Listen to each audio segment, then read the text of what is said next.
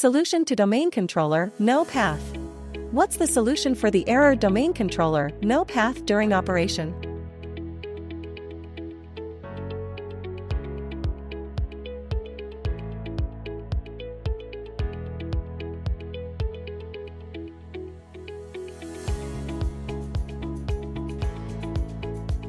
Remain calm when the remote controller requests manual control.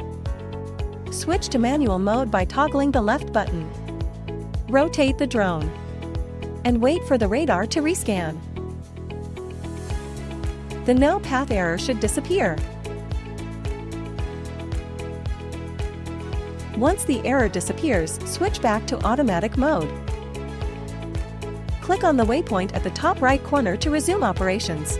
The waypoints will also be displayed on the map, and you can select the desired waypoints. After selection, click OK to proceed. If the no path error persists after rotating the drone, assess the surroundings for safety and check for power lines.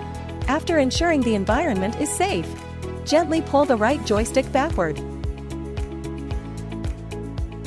Fly out of the obstacle zone and reach a safe return point to land the drone.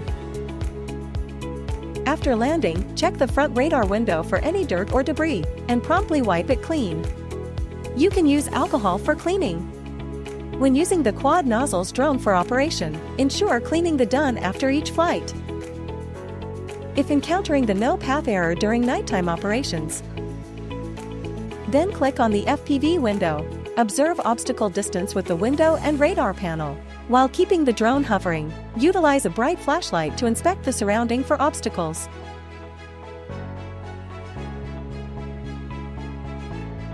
Noting the direction of the drone front, pay special attention to observing the rear surroundings with the flashlight.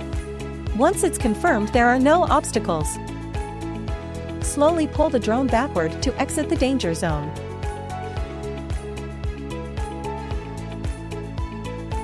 Then reach the designated return point. Proceed with landing.